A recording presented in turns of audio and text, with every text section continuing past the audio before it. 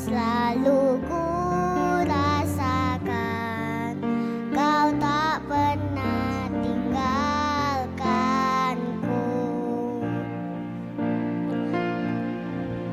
Ucap syukur dan mengucap syukur selalu Tuhan, ku tetap percaya rancangan-Mu indah, rancangan-Mu indah selalu Tuhan Yesus, kau terindah.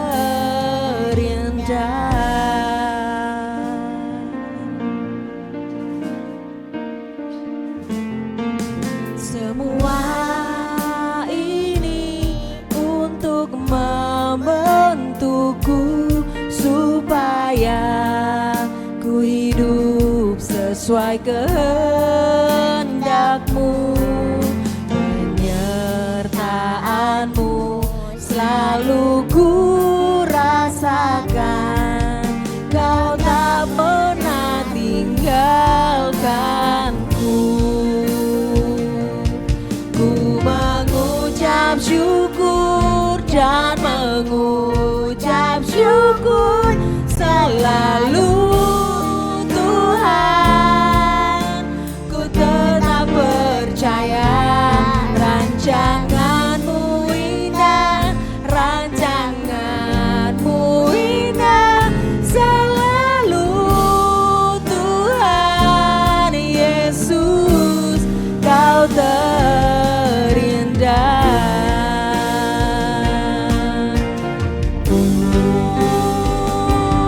Ku mengucap syukur dan mengucap syukur selalu Tuhan, ku tetap percaya rancangan-Mu indah, rancangan-Mu indah selalu Tuhan Yesus, kau terindah.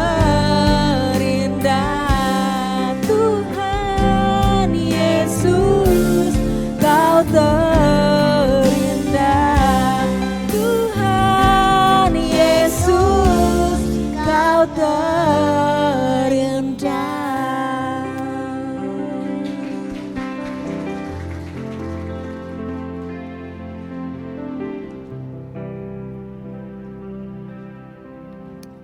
Puji nama Tuhan, sungguh pujian yang begitu indah bila kita boleh senantiasa mengucap syukur atas segala penyertaan Tuhan dalam hidup kita.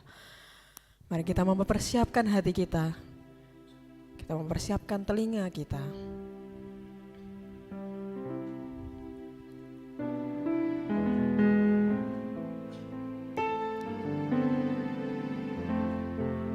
Terima kasih Tuhan.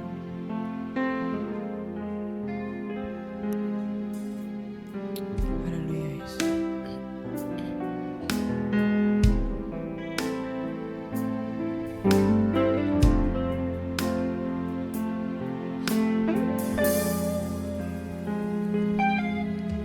Walau dunia berubah, namun kasih-Mu Tuhan tetap sama di hidupku. Kau setia dalam setiap rencana-Mu, ku percaya hidupku dalam tangan-Mu. Sampai detik ini ku melihat penyertaan-Mu sempurna.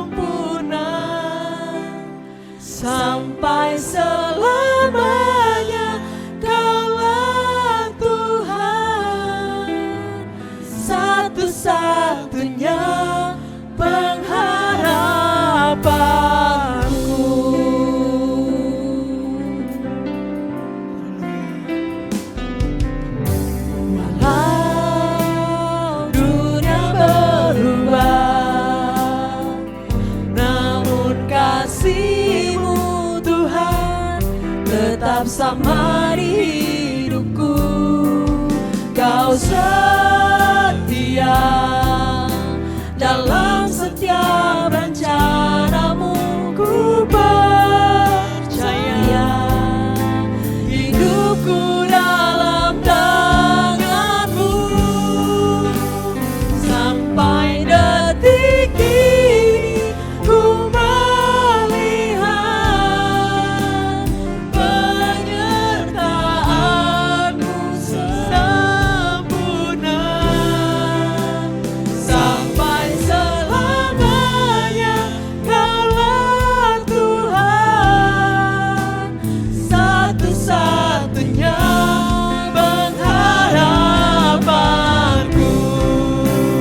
Sampai detik ini ku melihat penyertaanmu sempurna. Sampai selamanya Kaulah Tuhan, satu-satunya pengharapanku. Saya mengundang sidang jemaat untuk bait berdiri. Ku melihat penyertaanmu sempurna. Penyertaanmu sempurna. Sampai selamanya Kaulah Tuhan, satu-satunya pengharapanku. Sampai detik ini ku melihat penyertaanmu sempurna. Sampai selamanya Kaulah Tuhan, satu-satunya pengharapanku. Satu-satunya pengharapanku. Satu-satunya pengharapanku. Haleluya. Kami sungguh mengucap syukur Tuhan buat segala kasih setiamu, buat penyertaan yang sempurna dalam kehidupan kami Bapa. Engkaulah harapan kami, Engkaulah kekuatan buat setiap kami Bapa. Inilah pujian kami, inilah pengagungan kami, inilah penyembahan kami kepadamu. Bila ini boleh berkenan di hadapanmu Tuhan. Dan kami rindu diperlengkapi oleh firman Tuhan. Bila Tuhan Yesus yang boleh berbicara kepada setiap kami, bila kami boleh siap untuk mendengarkan firman-Mu. Terima kasih Tuhan, kami serahkan pemberitaan Injil ini ke dalam tangan kuasa-Mu. Hanya di dalam nama Tuhan Yesus, kami sudah berdoa mengucap syukur. Haleluya. Amin. Silakan duduk Bapak Ibu Saudara.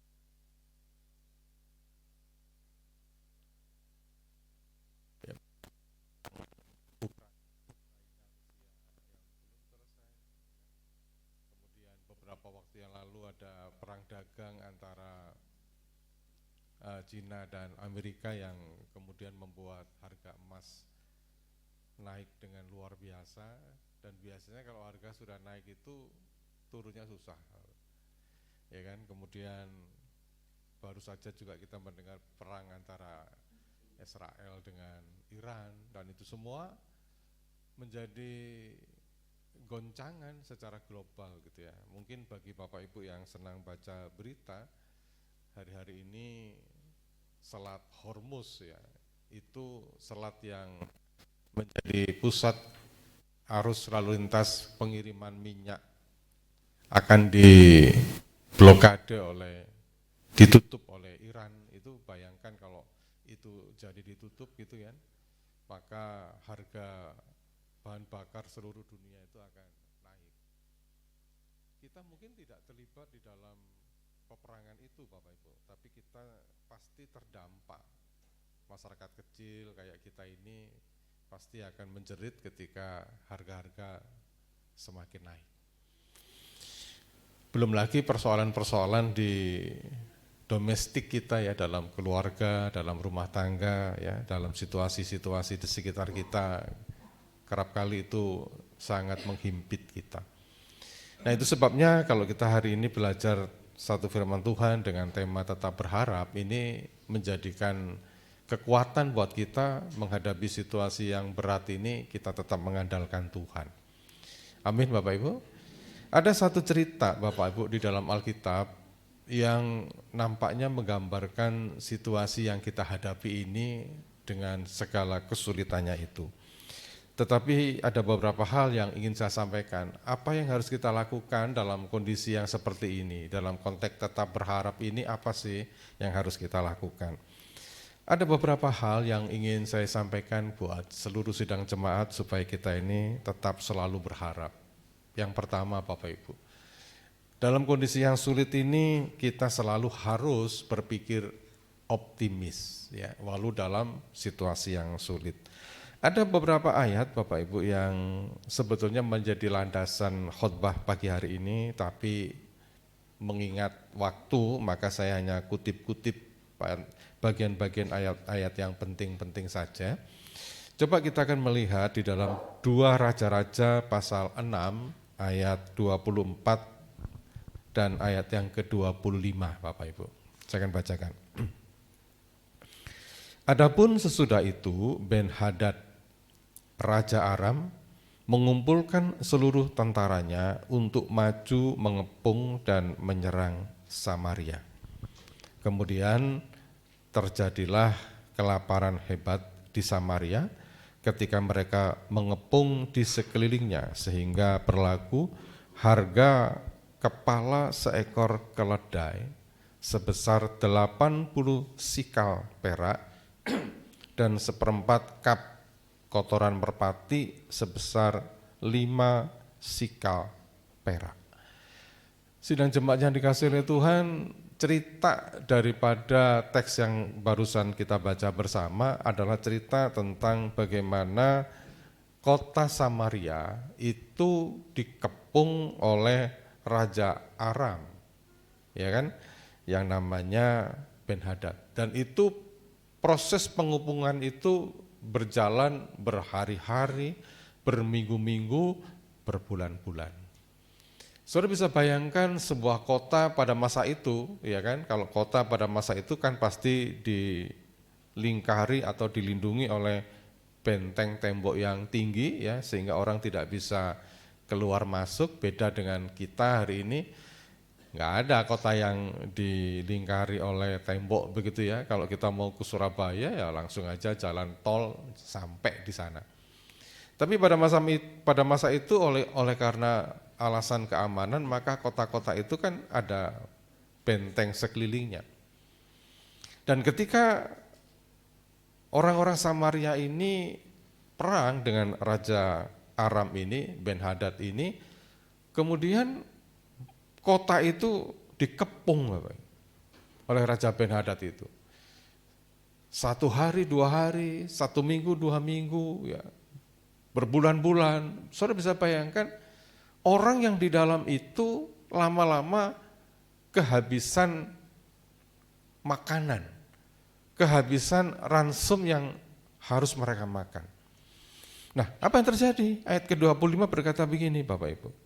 Kemudian terjadilah kelaparan hebat. Kita pasti pernah lapar tapi tidak pernah mengalami kondisi yang namanya kelaparan hebat. Sehingga kita ini kalau mengalami kelaparan hebat tidak ada harapan untuk besok mau makan apa gitu kan. Kalau Bapak Ibu kita semua hari ini kan kira-kira menunya besok apa ya kan begitu. Kalau ini kan apa yang kami makan besok gitu loh. Dan kemudian penulis Raja-Raja menggambarkan kondisi itu sedemikian mengenaskan sehingga dikatakan harga kepala seekor keledai itu sebesar 80 sikal perak.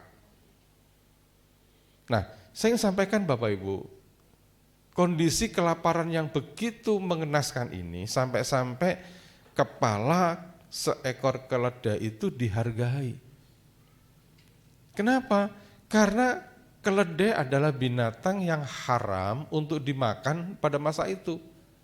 Sesuatu yang menjijikkan, sesuatu yang enggak umum untuk dimakan, tetapi itu kemudian diperjualbelikan, dan ketika diperjualbelikan itu harganya enggak main-main. 1 ekor kepala keledai harganya itu 80 sikal perak. Kemudian dilanjutkan, kotoran merpati hanya 1/4 cup, ya 1/4 cup itu maksudnya 1/4 takaran, harganya 5 sikal perak.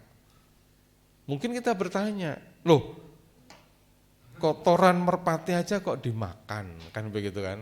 Sebetulnya ada 2 pengertian, ada 2 tafsiran Bapak Ibu. Yang pertama itu memang secara nyata, real, kotoran merpati yang dibuang, yang diperjualbelikan untuk bahan bakar. Tetapi penafsiran itu kurang bisa diterima banyak penafsir. Yang kedua, kotoran merpati itu gambaran dari biji-biji tanaman yang kualitasnya itu sangat jelek. Jadi biji-bijian yang mereka perjualbelikan dengan kualitas yang sangat buruk, itu 1/4 cup, 1/4 takaran, harganya 5 sikal perak. Saya jadi ingat waktu saya masih kecil ya, ketika Indonesia ini belum semakmur hari ini. Dulu biasanya ibu saya itu nanak nasi ya, berasnya itu banyak lasnya dan banyak butiran-butiran pasir kecil gitu ya. Sehingga kalau waktu itu ibu-ibu kalau punya beras selalu ada tempe besar diputar-putar gitu ya. Terus kemudian dicari lasnya dibuang, dicari batu-batu kecil dibuang. Pasti yang seusia saya ngalami seperti itu ya, ya Pak Yanto ya, ngalami seperti itu. Hari ini kan kita nggak pernah ngalami itu. Nah, 1/4 cup kotoran merpati itu bukan hanya, yang nggak berharga itu dijual 5 sikal perak. Nanti saya akan tunjukkan kira-kira harganya itu berapa supaya kita lebih ngeh gitu kalau itu terjadi dalam diri kita. Tetapi yang menarik di sini Bapak Ibu, ketika kita masuk di dalam 2 Raja-Raja 7 ayat yang pertama, ada satu hamba Tuhan yang sangat dipakai luar biasa oleh Tuhan ya. Semua pasti rindu kita ini bisa dekat dengan orang yang kayak Elisa ini. Perhatikan apa yang dikatakan Elisa. Lalu Elisa berkata, dengarlah firman Tuhan, inilah firman Tuhan, besok pada waktu seperti sekarang, sesukat tepung terbaik berharga sesikal, 1 sikal. Dan sesukat jelai akan berharga sesikal di pintu gerbang Samaria. Saudara, kalau kita ada dalam kondisi pada masa itu dan ngobrol dengan Elisa pada waktu kelaparan, ya kan? Kepala keledai yang haram itu harganya 80 sikal perak. Kotoran merpati yang hanya 1/4 porsi, 1/4 cup, 1/4 takaran harganya 5 sikal perak, mahal sekali. Tiba-tiba Elisa berdiri. Kondisi ini tidak akan bertahan lama, kata Elisa. Besok Tuhan akan membuat perubahan. Besok kata Elisa. Sesuka tepung terbaik. Bandingkan dengan kepala keledai yang haram, bandingkan dengan kotoran merpati yang merupakan biji-bijian yang tidak ada kualitasnya, yang harganya seperti itu, meninggi. Tiba-tiba ada orang yang ngomong, besok kondisinya nggak akan seperti ini. Sesuka tepung terbaik, kualitas nomor 1, tepung yang kualitas nomor 1, besok harganya itu cuman 1 sikal. Dan kemudian dilanjutkan, sesuka jelai yang terbaik juga, besok harganya juga 1 sikal. Bapak Ibu yang dikasihi Tuhan, ketika kita mengalami kondisi kayak begini, tiba-tiba ada hamba Tuhan yang ngomong kayak begini, kira-kira kita bisa gampang percaya enggak? Kita pasti akan bertanya, mana mungkin gitu loh, enggak bisa. Hari ini kita makan aja cukup susah, cukup lapar. Saya ingin kasih tahu Bapak Ibu sidang jemaat yang terkasih, kira-kira ukuran harganya 80 sikal itu berapa? Itu ada data di situ Bapak Ibu. Ya, kepala keledai yang harganya 80 sikal, ini hitungannya agak rumit karena dikonversikan kepada berat perak, dari berat perak kemudian harga, saya langsung terobos lintas, tidak membuat rincian yang detail karena 1 sikal itu sebetulnya bisa dikonversikan 11,3 gram perak. Jadi 1 sikal itu 11,3 gram perak. Kalau hari ini harga perak sekitar 12.000, maka hitung-hitungannya seperti ini. Jadi kepala keledai yang haram tadi, yang najis ya, yang nggak boleh dimakan tapi diperjualbelikan, harganya itu kalau melihat kurs ini 10.800.000. Bisa membayangkan Bapak Ibu, kepala keledai yang itu bukan makanan umum, yang dilarang untuk dimakan, tapi terpaksa diperjualbelikan, harganya 10.800.000. Kalau Bapak Ibu suka gulai kambing ya, ada yang suka gulai kambing, kemudian beli kepala gulai kambing gitu ya, itu 1 kepala nggak sampai 1 juta Bapak Ibu. Ya kalau di Pak Nom Bundul sana, siapa yang suka sate di Pak Nom itu paling 1 kepala kambing ya sekitar 80.000 lah. Ini sampai 10 juta. Kemudian 1/4 cup kotoran merpati, ya. Butiran-butiran biji-biji tanaman yang bisa dimakan dengan kualitas yang paling jelek itu, yang paling buruk, sehingga digambarkan sebagai kotoran merpati, tainya merpati, itu 1/4 porsi, 1/4 cup itu harganya tembus 675.000. Apa yang saya maksudkan Bapak Ibu? Kelaparannya itu betul-betul dahsyat, betul-betul luar biasa. Sudah lapar, harga-harga tinggi. Jadi betul-betul mereka mengalami kondisi tertekan, tertindis yang gak pernah mereka bayangkan. Berat sekali. Hidup itu rasanya berat. Mungkin mereka akan berpikir lebih baik mati. Bahkan kalau kita membaca pada pada pasal ke-6, ya, ayat-ayat sebelumnya, itu ada satu cerita Bapak Ibu. Ada 2 ibu yang sama-sama punya anak kecil. 2 ibu yang sama-sama punya anak kecil. Kemudian mereka bernegosiasi karena saking kelaparannya itu. Sebetulnya saya enggan mau ceritakan ini karena ceritanya agak-agak ngeri gitu kan. 2 ibu-ibu ini kemudian bernegosiasi, saking laparnya mereka kemudian ngomong, gimana kalau kita makan anak kita sendiri.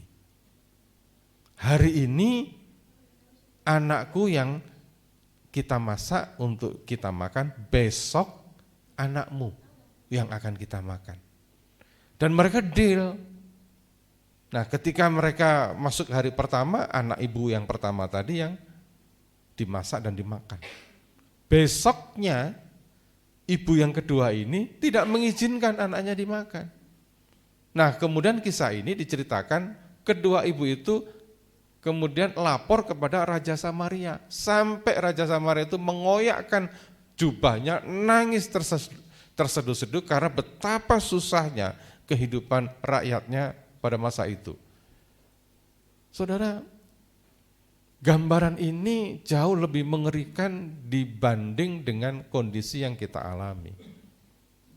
Ya kan? Siapa di sini yang tadi pagi nggak sarapan karena nggak ada beras? Kan nggak ada. Bapak Ibu nggak sarapan karena bangunnya kesiangan, kan gitu kan? Iya nggak? Oh saya belum sarapan Pak, kenapa ya? Gimana mau sarapan Pak? Bangun udah jam 6 gitu loh. Bahkan berangkat ke gereja aja cuma cuci muka misalkan begitu. Kita nggak pernah ngalami kondisi kelaparan yang seperti ini Bapak Ibu. Yang betul-betul kita nggak ngerti kita mau minta pertolongan kepada siapa gitu loh. Kondisi bagaimana kepala keledai yang tidak halal tadi harganya itu sampai 10.800.000. Ngeri. Tapi dalam kondisi yang seperti ini, apa yang dikatakan? Elisa berkata, oh kondisi yang kayak begini gak selamanya, besok katanya. 24 jam lagi Tuhan sanggup merubah itu. Apa yang bisa kita petik dari apa yang disebutkan atau yang disampaikan oleh Elisa? Seperti yang tadi saya bilang Bapak Ibu. Di dalam situasi-situasi yang sulit, dalam situasi-situasi yang berat, Tuhan selalu mengajarkan kepada kita selalu untuk berpikir optimis.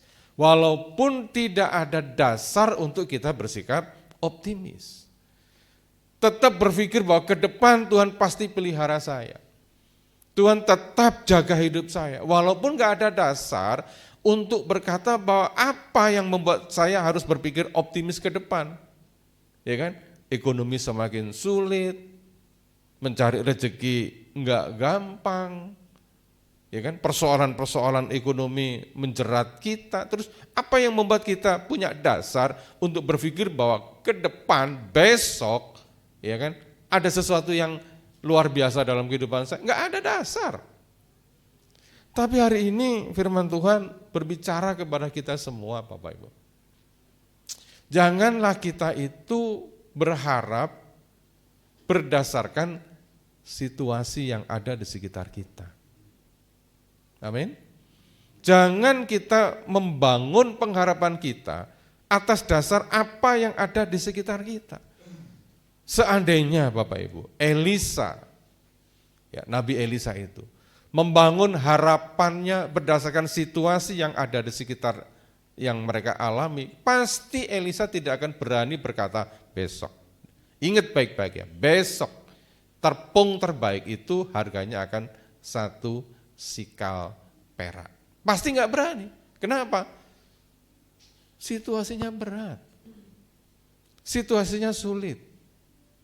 Loh, bagaimana bisa engkau berkata besok harganya akan menjadi 1 sikal, kalau hari ini jangankan 1 porsi, jangankan 1 cup, 1/4 cup kotoran merpati saja harganya 5 sikal. Tetapi Bapak Ibu yang dikasihi Tuhan, bukankah kita melabuhkan harapan kita itu kepada Allah yang hidup? Amin. Kepada Allah yang memelihara kehidupan kita. Saudara, saya yakin Elisa pun dalam kemanusiaannya dia cukup gentar. Hamba Tuhan itu kan firman Tuhan bilang dia adalah manusia yang sama seperti kita dalam kitab Yakobus. Amin. Sama. Pasti dia juga mengalami kegentaran. Ketika saya berkhotbah seperti ini, ayo berpikir optimis. Apakah hati saya tidak mengalami kegentaran? Sama kayak Bapak Ibu, gentar juga. Tetapi kan kita menundukkan diri kepada Tuhan. Bahwa kita tidak boleh hidup dipengaruhi oleh situasi yang ada di sekitar kita. Bahwa kita hidup berdasarkan iman dan pengharapan kepada Tuhan. Dan kadang-kala iman pengharapan kepada Tuhan itu ketika kita berdoa, Tuhan itu kayaknya diam saja gitu loh. Kayak nggak ada jawaban.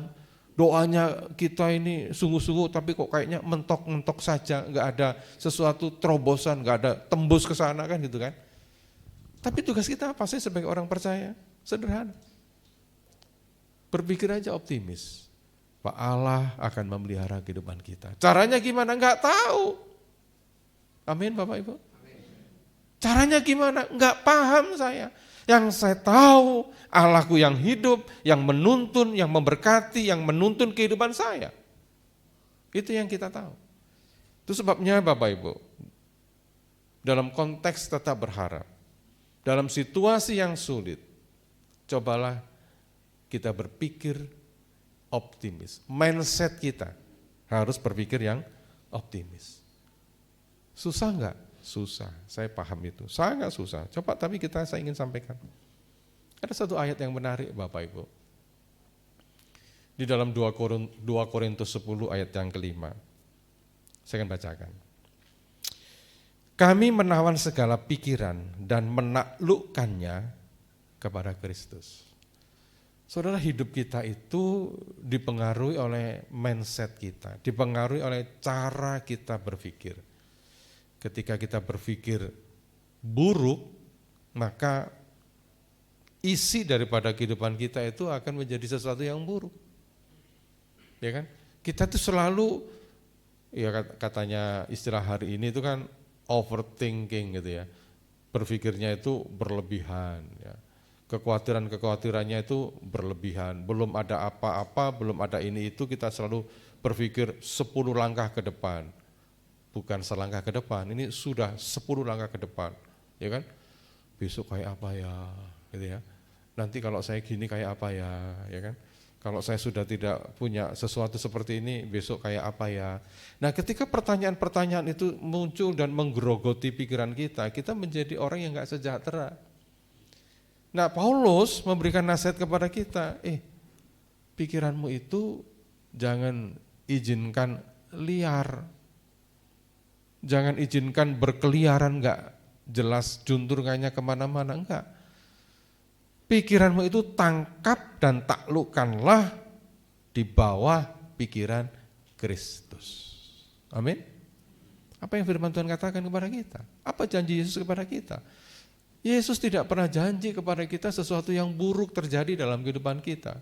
Yeremia pernah menulis begini Bapak Ibu, rancangan-rancanganku adalah rancangan yang mendatangkan damai sejahtera, bukan mendatangkan kecelakaan. Kita hafal. Amin ya, kita hafal. Tetapi hafal dan mengaplikasikan dalam kehidupan itu persoalannya berbeda. Kita hafal, tapi untuk mengaplikasikan dalam kehidupan ini agak susah, agak sulit. Kita selalu bertanya, mana mungkin, kok bisa, apa dasarnya, apa alasannya, dan lain sebagainya. Nah, hari ini Paulus berkata, kalau engkau punya pemikiran-pemikiran yang liar, enggak menentu kemana-mana, yang cemas, yang khawatir, yang gentar menghadapi kehidupan ini, yang macam-macam, tangkap pikiranmu itu dan taklukkanlah di bawah Kristus.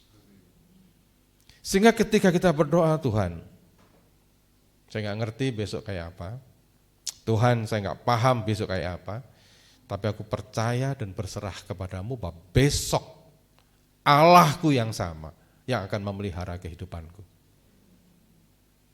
Nah, ketika kita berdoa seperti ini, semua kekhawatiran itu mestinya kita tanggalkan, kita buang. Tapi sekali lagi saya bilang, enggak gampang. Makanya kita perlu untuk belajar bagaimana menaklukkan pikiran kita itu kepada Kristus.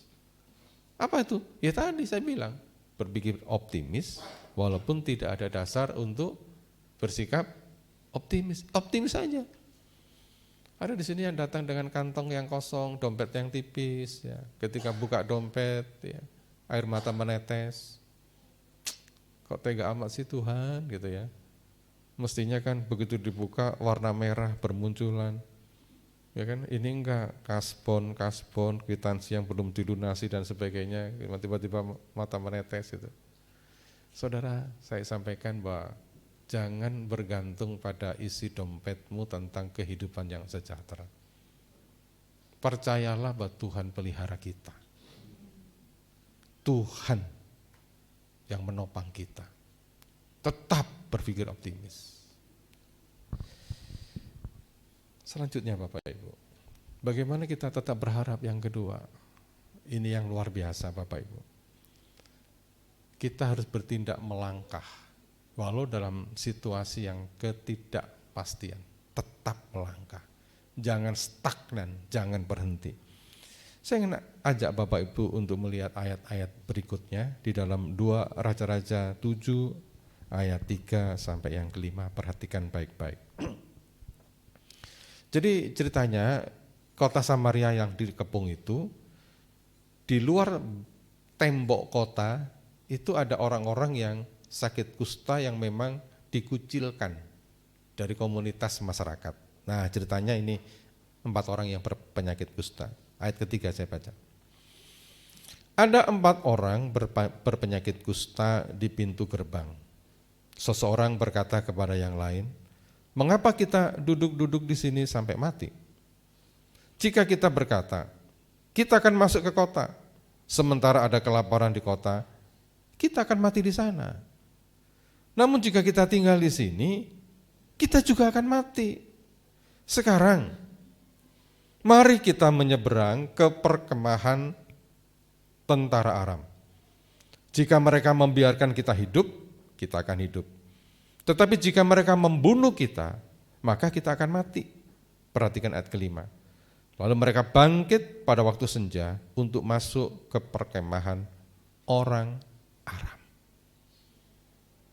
Seperti yang tadi saya bilang Bapak Ibu, dalam kondisi yang terkepung ya, pada masa itu orang-orang yang kena penyakit kusta itu dikucilkan dari komunitas masyarakat. Mereka ditempatkan di pintu gerbang kota bagian luar. Nggak boleh masuk. Nah kemudian oleh karena situasi kelaparan yang begitu tinggi, kan tidak ada orang yang memberikan supli makan kepada 4 orang kusta ini. Kemudian mereka berpikir Bapak Ibu, 4 orang kusta ini, kalau kita berdiam di sini saja, tidak bergerak apa-apa, kita akan mati. Kalau kita masuk ke dalam kota, mereka pun di sana tidak ada makanan, kita pun akan mati. Apa yang harus kita lakukan? Kita berangkat ke tempat perkemahan orang Aram. Saudara bisa berpikir enggak ya? Loh, kan orang Aram itu musuh kita.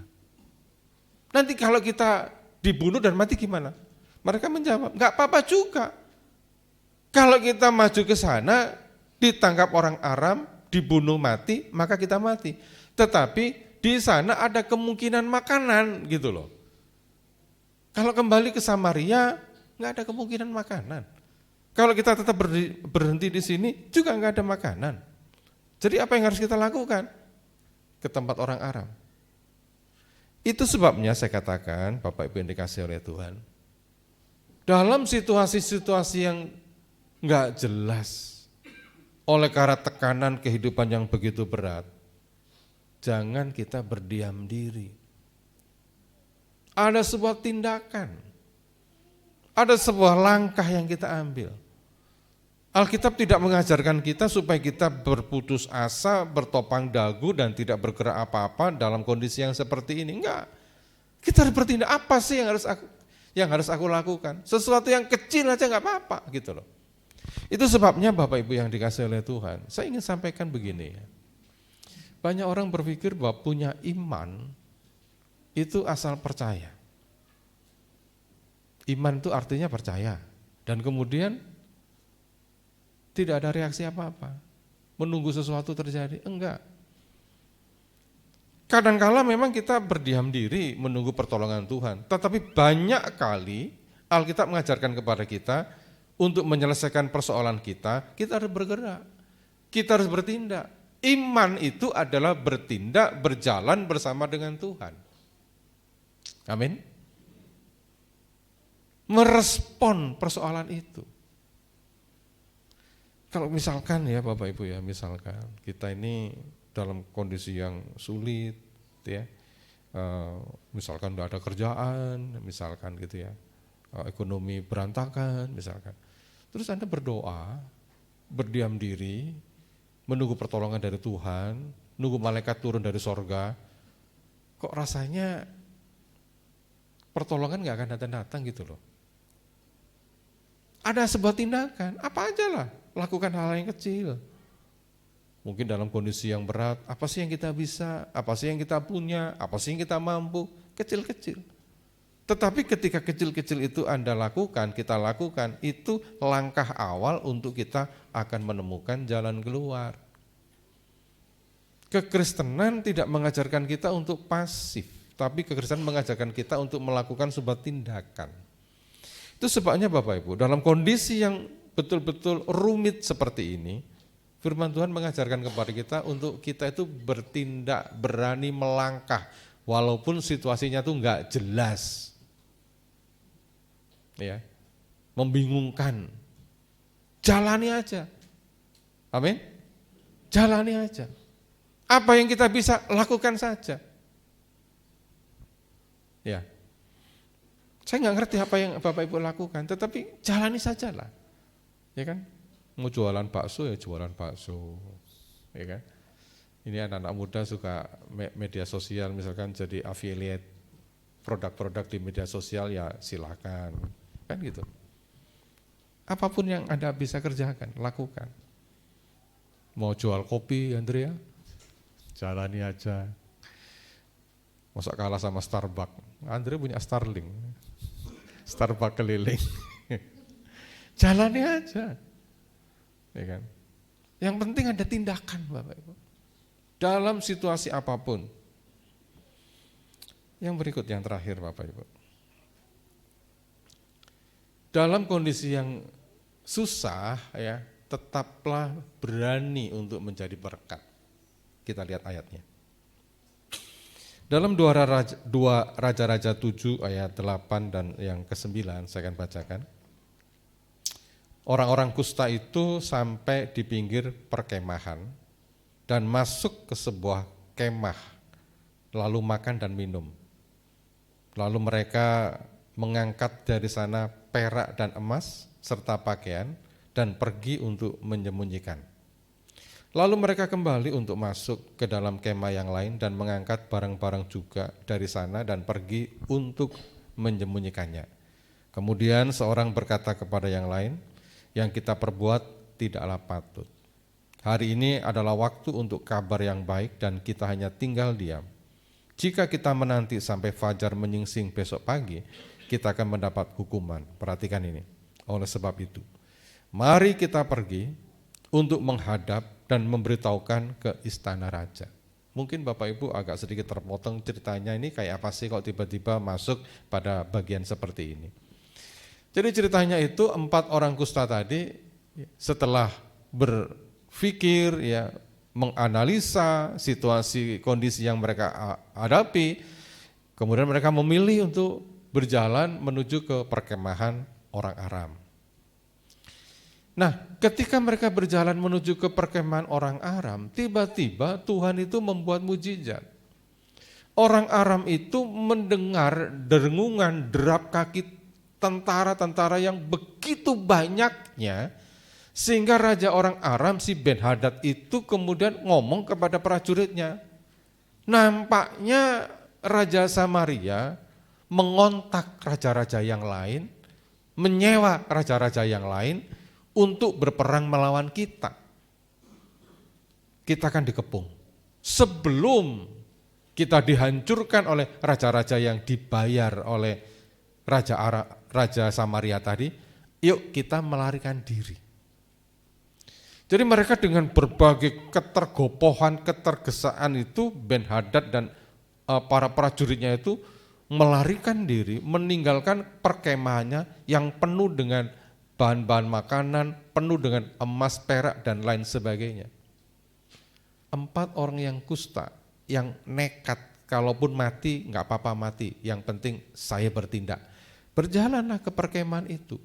Dan sampai di perkemahan itu, mereka terbelalak. Loh, kok enggak ada satupun tentara Aram di sini? Makanannya berkelimpahan, tersebar di mana-mana, emas dan perak, semua bergeletakan. Kemudian ayat yang ke-8 yang kita baca ini, 4 orang kusta itu kemudian mengangkat perak, emas, pakaian, menyembunyikannya, makan dan lain sebagainya. Tetapi yang paling penting yang ingin saya angkat di sini adalah ketika 4 orang itu menikmati segala berkat itu, dia tidak memikirkan untuk kepentingan diri sendiri. Dia mulai berpikir, bukankah saudara-saudara kita di balik gerbang, pintu gerbang Samaria itu mereka kelaparan. Bukankah raja kita juga mengalami kecemasan dan kelaparan. Kayaknya kita nggak pantas deh ya untuk menikmati segala berkat itu. Kita harus berbagi. Apa yang kita pelajari dari 4 orang kusta ini Bapak Ibu? Bahwa mindset ya, untuk berbagi itu mereka miliki. Makanya saya bilang tadi, orang ini berani untuk menjadi berkat, walaupun dalam kesulitan. Saudara, bukankah secara umum manusia itu memiliki pola pikir, memiliki mindset? Saya akan memberi kalau saya punya, kalau saya berkelebihan. Kalau untuk kepenuhan kebutuhan diriku sendiri belum puas, ya saya susah untuk memberi, kan begitu. Jadi kalau ada pertanyaan misalkan, apa sih perbedaan orang kaya dan orang miskin? Perbedaan orang kaya dan orang miskin itu beda di dalam mindsetnya, bukan beda dalam depositonya, bukan beda dalam ketebalan dompetnya. Orang kaya dan orang miskin itu perbedaannya dalam mindsetnya, dalam pola pikirnya. Orang kaya itu selalu ada kerinduan untuk berbagi. Orang kaya itu selalu ada kerinduan, kepedulian untuk menjadi berkat bagi orang lain. Itu orang kaya. Tapi orang miskin mindsetnya adalah selalu kepingin memenuhi kebutuhannya sendiri.